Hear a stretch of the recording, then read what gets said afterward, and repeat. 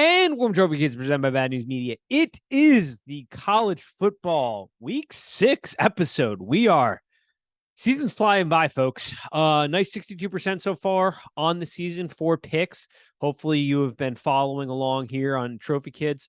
Make sure you just subscribe and like the podcast. NFL will follow us a little different order this week because Michael's actually at the Thursday night game. So the NFL will come out a little bit later, decide to record the college beforehand.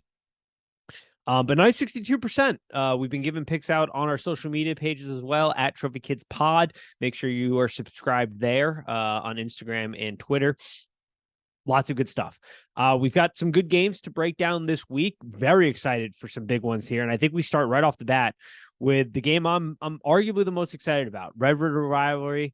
The Texas Longhorns take on Oklahoma. Line has moved down to 5, over under 60.5. We've seen some pretty substantial line movement on this game.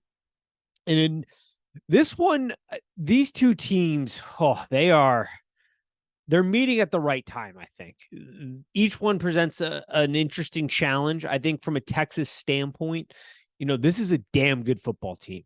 This is a really well-rounded, not a ton of holes on the team. Keys for the game. I mean, when you look at the offensive side of the ball against a Brent Venables defense in Oklahoma, which I think has slowly been progressing and ascending to this moment, Quentin Ewers has just got to take care of the football. That's all it is. So far this year, Quentin Ewers has been pretty good. He threw that bad pick before the half last week, which was unfortunate. But outside of that, he's been pretty good with the football, especially compared to years past. Let's see how that goes this week. The Texas offensive line, when the moment is called upon them, has been really good. We call back to that Alabama game. They were getting great push up front. Those dudes were ready to maul in the trenches, and that's going to be really important in this game. So if Quentin Ewers doesn't turn over the football, I think this Texas team can find some success, especially in the back end. Against this Oklahoma offense. When we flip the football, though, this Oklahoma offense is really going to have to rely on Dillon Gabriel to get things going. The offensive line is not particularly good, especially from a run percentage.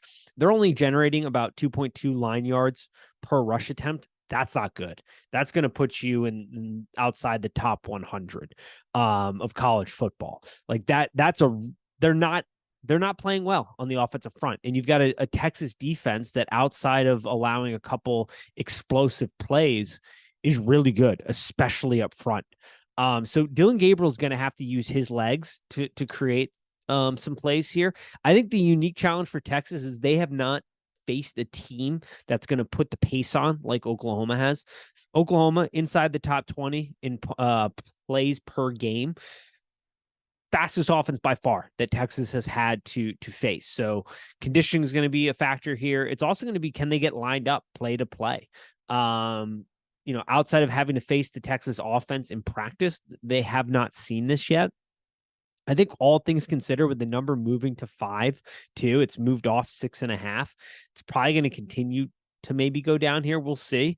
I've gone ahead and I've taken Texas at -5.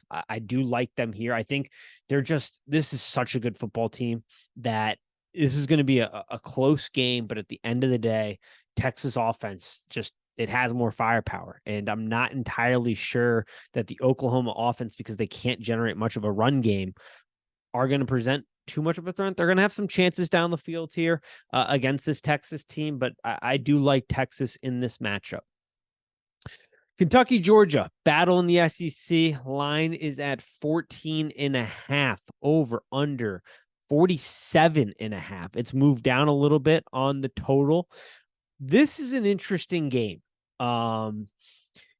Kentucky's OC has done a pretty decent job against the Kirby Smart defenses in the past. The problem is the teams he's had in the past are arguably better offensively than what he's got this year. But you could also make the argument that the Georgia defense is not as good this year.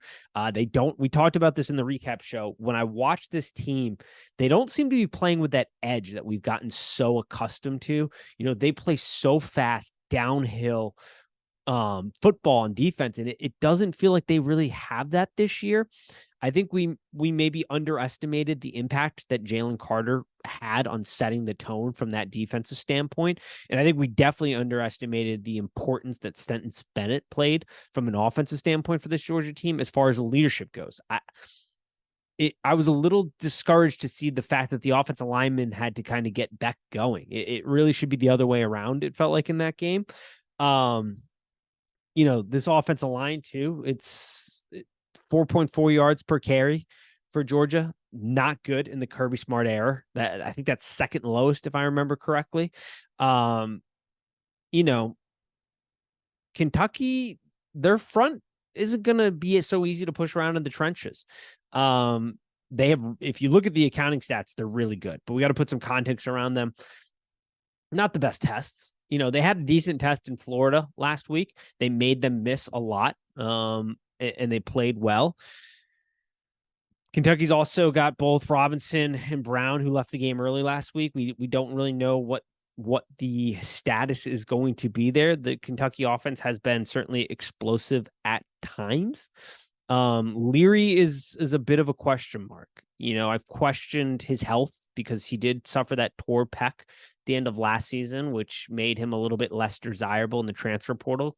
Kentucky obviously picks him up. We know when healthy, he's pretty damn good, could spin the ball. But I think this is going to be a low scoring affair. I think if you wanted to do something with the total, and under certainly in play here, I don't know if Kentucky has the dudes to cover the 14.5. I think what we saw in that Auburn game was a team from a Georgia standpoint that all of a sudden Peyton Thorne becomes part of the running game. Who thought that was possible? Creating that extra man in the advantage. Kentucky can't really do that. Offensively, we saw them start to get a lot of confidence. Brock Bowers showed why he's arguably one of the best football players in college right now. Best tight end by a mile. Best offensive weapon that isn't a quarterback by a mile. The guy just took over the game last week. So I think, I don't know if Kentucky has the guys to keep within the number. I'm staying away from the 14.5. I'm certainly not betting Georgia at 14.5, but I think making a play for the under is pretty fair here. I certainly lean that direction. A game that's very interesting for me, I have circled down Notre Dame versus Illinois. Line is at Illinois. Notre Dame at Louisville. Jeez, Pete's. Line is 6 over under 54.5. Notre Dame's in a danger spot here. The wide receiver room is certainly getting healthier. They're going to get their guys back that they didn't have last week. But this is going to be their 7th game straight.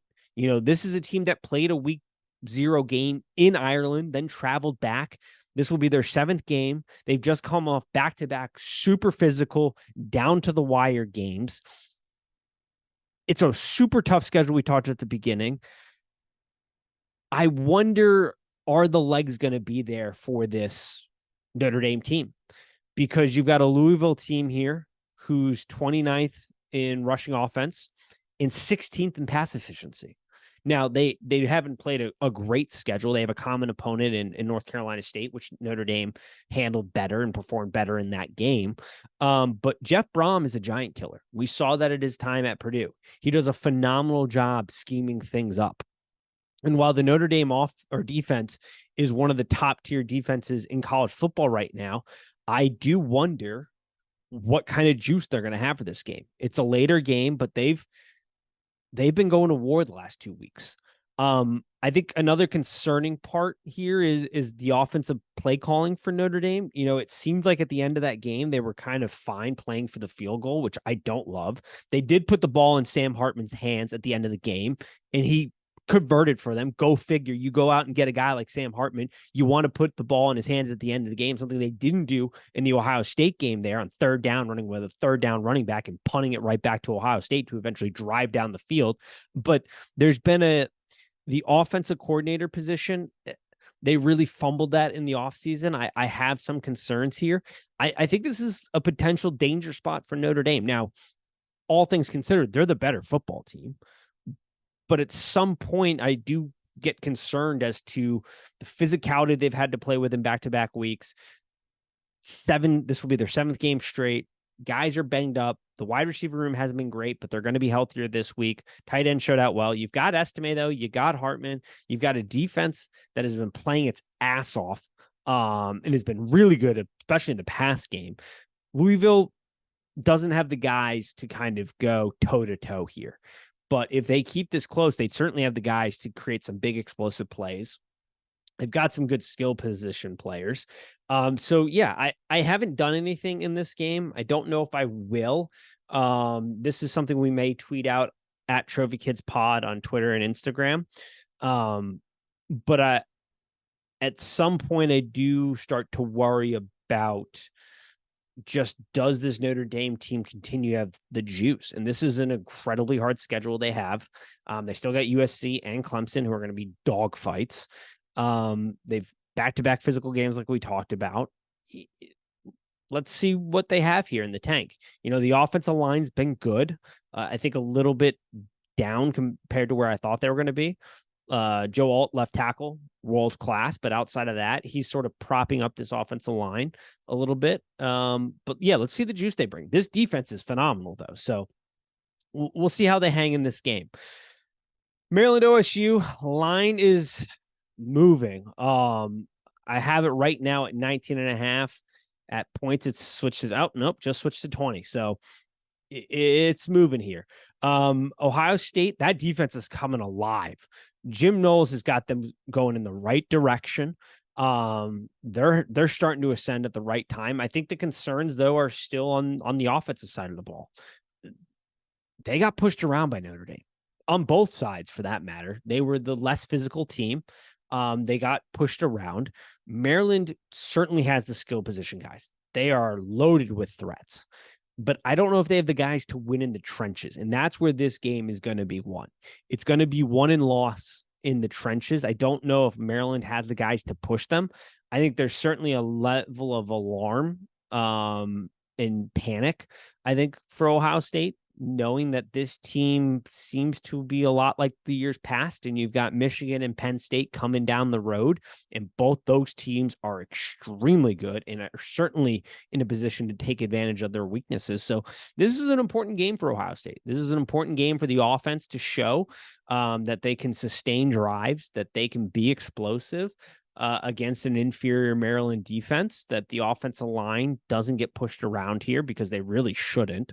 And if they could do that, I think that builds a little bit more confidence heading down into the rest of the season. But I would certainly be concerned about this Ohio State team.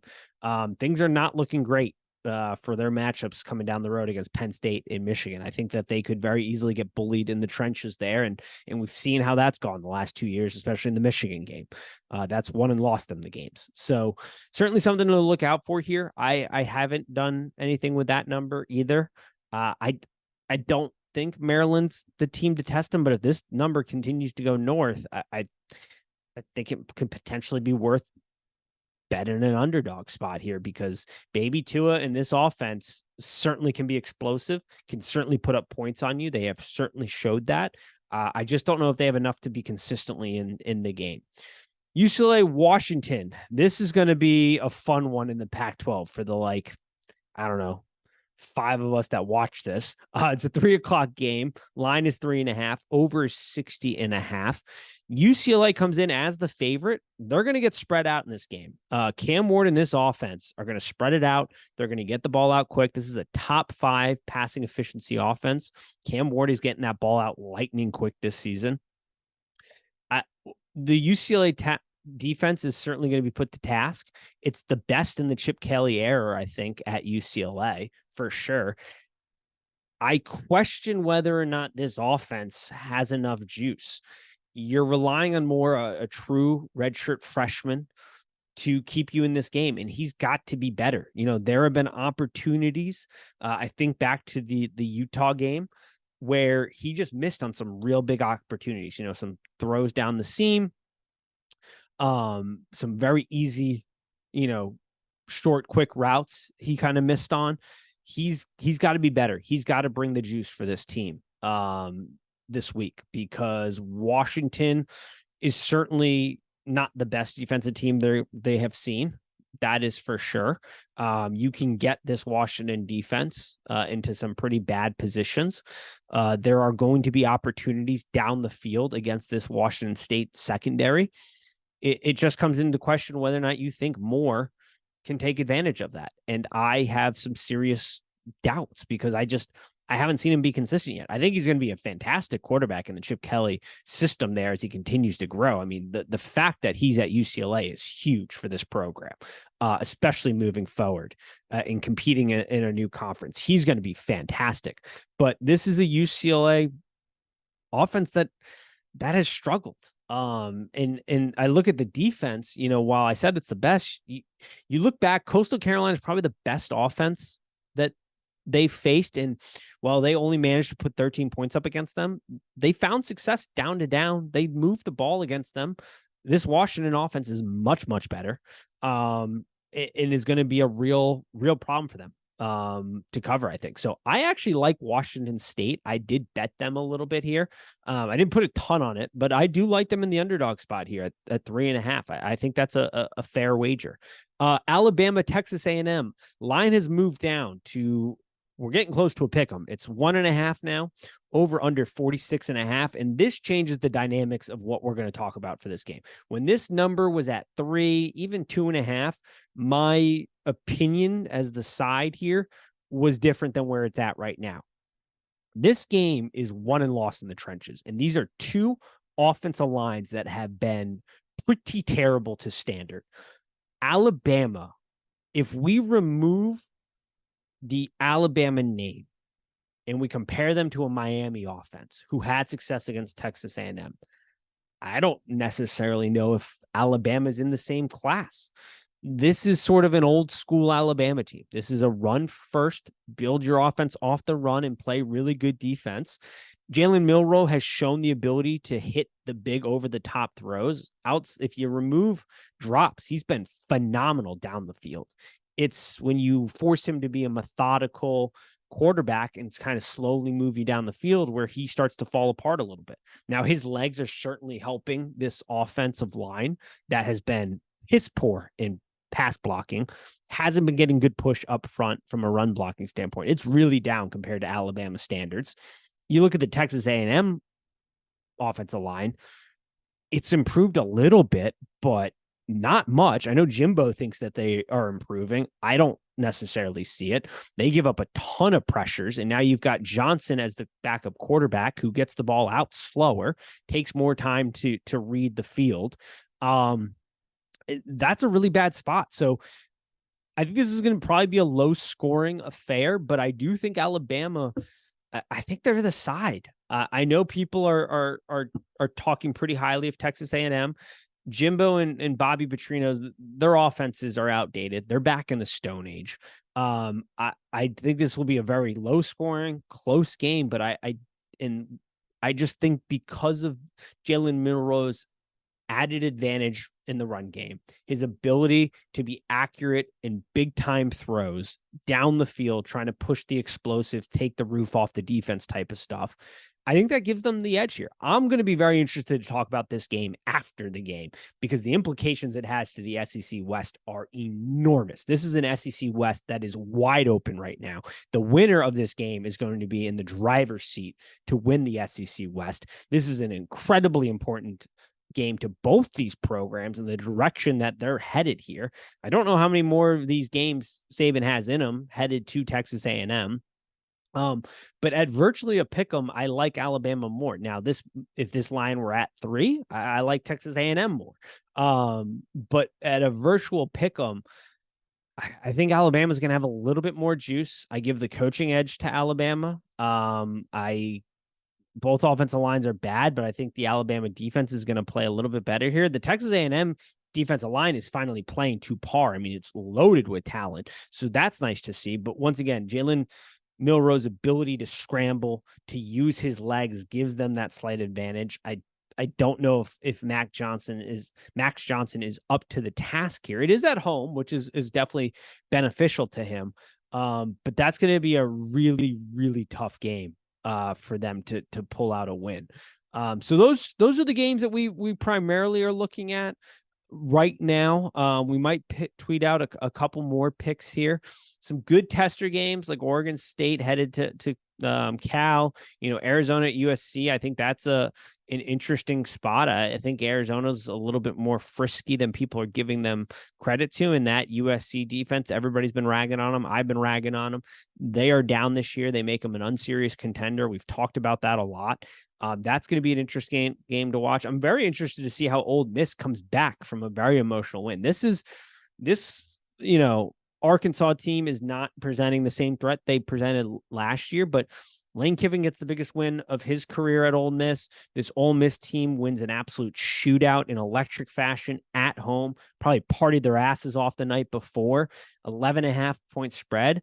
All things considered, they should cover that, but this is college football. We know kids week to week are not the same, and this creates a little bit of a volatile situation. So I'm going to be interested to see how that team responds and gets back after it. Interested to see how Colorado plays against Arizona State. Arizona State's a little frisky. You can't overlook them. I don't think they're going to, but you can't overlook them either. So a lot of good, interesting games on the board. Tez is back for UNC. That's going to be an awesome game against Syracuse. So those right now where we're at. I should also point out, I do like the under in the Nebraska-Illinois game Friday, 8 p.m. It's at 43 right now. I think that's going to be a low scoring affair. That's going to be a true Big Ten punt, field goal, punt, field goal, punt, field goal type of game. So I do like the under in 43.5. I think Kansas State's got to be careful with Oklahoma State on Friday night going in. It's blackout game at home. Really down year for Oklahoma State, but I think they're in a pretty good spot at home right there. I'm not betting it, but it's going to be a fun one to watch. We're in the prime time for football right now, folks. We got like 48 days ahead of us where we got a game every week. It's going to be awesome. Hopefully you enjoyed this episode, get some good nuggets out of it. We'll tweet out some additional bets if they make the card. But that's sort of how we see the board right now. That's kind of where we're at with this. Should be a good week. And as always, peace.